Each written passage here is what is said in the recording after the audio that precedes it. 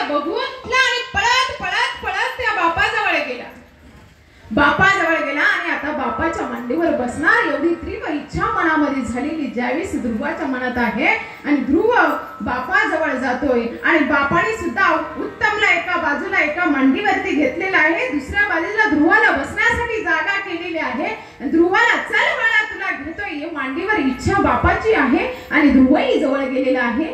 बघा, पण तेवढ्यात प्रसंग असा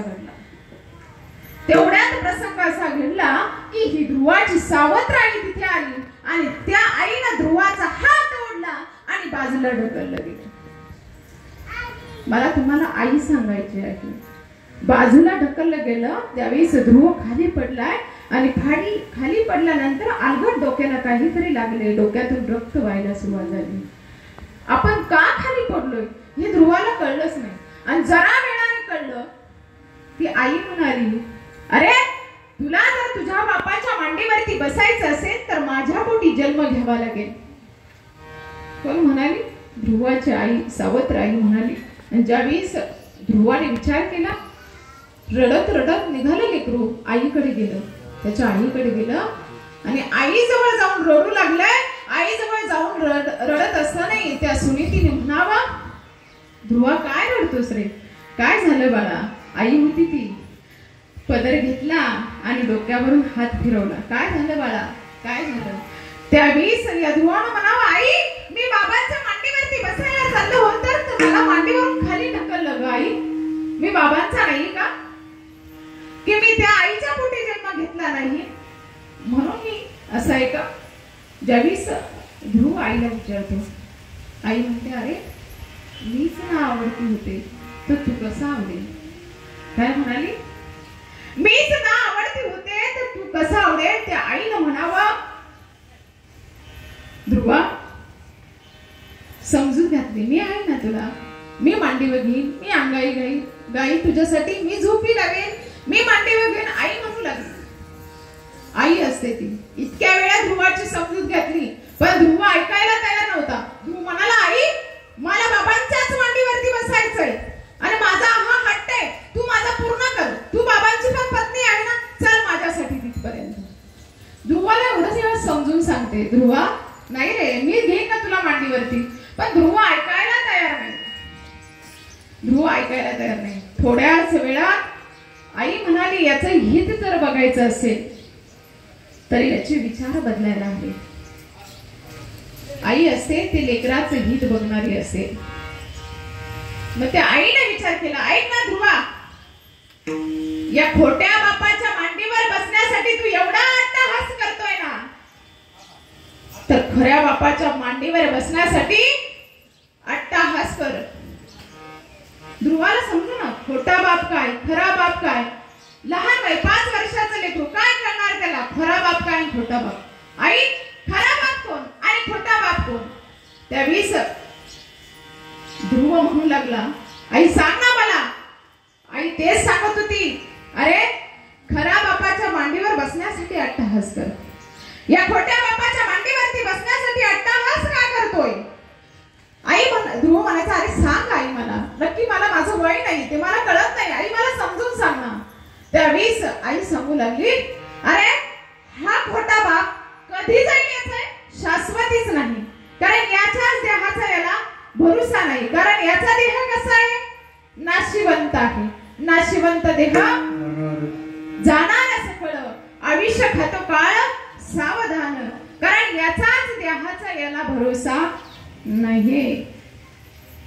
क्षणभंगूर नाही भरोसा होय सावधान, क्षणाचा देखील भरोसा नाहीये त्याचा. मग ज्यावेळेस ध्रुव असं म्हणत होता, मग खरा बाप कोण गाय? मग आई सांगू लागली, अरे खरा बाप त्याला ईश्वर म्हणतात, खरा बाप त्याला देव म्हणतात, खरा बाप त्याला भगवंत म्हणतात. मग आईने सांगितलं, मग ते कुठं भेटेल आई? आई म्हणू लागली, अरे त्या खरा बापाला भेटण्यासाठी तुला जंगलात जावं लागेल, अनुष्ठान करावं लागेल, तपश्चर्या करावं लागेल, तेव्हा तुला खरा बाप प्राप्त होईल. ध्रुवानी मनाला विचार केला, अरे जंगलात जायचं, अनुष्ठान करायचं, कुठे या खरा बापाची प्राप्ती करायची? नको नको आई, मी तुझ्या मांडीवरतीच झोपेन, तुझ्याच मांडीवरती बसेल, तू मला अंगाई काय, मी इथेच राहील. आई म्हणाली तुला जावा लागेल. जी लेकराचे हित बघते ती आई असते. आई म्हणाली तुला जावा लागेल. त्यावेळेस आईच्या म्हणण्यानुसार ध्रुव जंगलाच्या दिशेने निघालेला आहे. आणि जंगलाच्या दिशेने जात जात असताना अनेक जंगल पार करत करत घनदाट जंगलामध्ये ज्यावेळेस ध्रुव गेलेला आहे आणि गेल्यानंतर ध्रुवाने बघितलं आता अंधार पडतोय आणि जंगलामध्ये झाडीमुळे प्रकाशच येत नव्हता. अंधार पडण्यास सुरुवात झाली आणि रात्रीची वेळ होत चालली. या जंगलामध्ये जंगली पशु शाश्वत किंवा पशूंचा आवाज यायला लागला की कुठून वाघ येईल, की कुठून सिंह येईल, की कोल्हा येईल आणि खाऊन टाकील मला. ही भीती मनामध्ये ध्रुवाच्या तयार झाली. आईची खूप आठवण येऊ लागली. भूकही पोटामध्ये लागली. डोळ्यातून खळखळ अश्रू वाहू लागले. अश्रू वाहत असताना ध्रुव पुढे पळतोय जंगलामध्ये आणि आता जावं कुठं, थांबावं कुठं, काहीच कळत नव्हतं. त्यावेळेस ध्रुव रडू कोसळलं आणि एका झाडाजवळ बसला. झाडाजवळ बसल्यानंतर या ध्रुवाने दोन पायांमध्ये मुंडकं घातलं, रडायला सुरुवात केली. रडतोय, अश्रू खळखळ वाहताय, पोटात भूक मी म्हणते, डोळ्यात आईची आठवण आहे. आई जवळ असती तर आईनं मला हाताने जेवू घातलं असतं, आईनं सांभाळलं असतं, झोपी लावलं असतं. पण आता काय करायचं, या जंगलात आई नाही, कोणीच नाही. परंतु आईने दिलेला शब्द आहे, त्या जगाच्या मालकाच्या मांडीवरती तुला बसायचं आहे, त्या बापाच्या मांडीवरती तुला बसायचं आहे. त्यावेळेस हा ध्रुव तिथे झाडाला कोवटाळून उभा राहिला आणि तेवढ्यात एका वाळलेल्या पालांवरती एक आवाज येऊ लागला की असं वाटलं ध्रुवाला की आता कुणीतरी माझ्या जवळ येते. वाघ असेल की सिंह असेल, मला खाऊन टाकेल की काय करेल. त्यावेळेस या ध्रुवाने विचार केला आता करायचं काय. अलगद त्या झाडाच्या मागे जाऊन लपला आणि चोरट्या नजरेने समोर बघू लागला. कोण येतंय, कोण येतंय. तिकडे समोर बघत असताना त्याची दृष्टी चोरट्या नजरेने तिकडे बघत होता. समोर एक साधू आला होता आणि त्या साधून आला. त्या साधून मंत्र दिला, रामकृष्ण हरी या मंत्राचा जप कर आणि त्या भगवंताला प्राप्ती करून घे. त्या भगवंताला प्राप्त केलं. अवघ्या 5 वर्षामध्ये झाला होता. ज्यावेळेस इतका ध्यानस्थ बसलेला असणारा ध्रुव, ज्यावेळेस साक्षात भगवंत त्या ध्रुवाला भेटण्यासाठी आले, ध्रुव ध्यानातून बाहेर नव्हता. भगवंताने आवाज दिला, ध्रुव ध्यानास्थातून बाहेर आला नाही. भगवंताने साक्षात त्या ध्रुवाला उचललं आणि आपल्या मांडीवरती घेतलेलं आहे.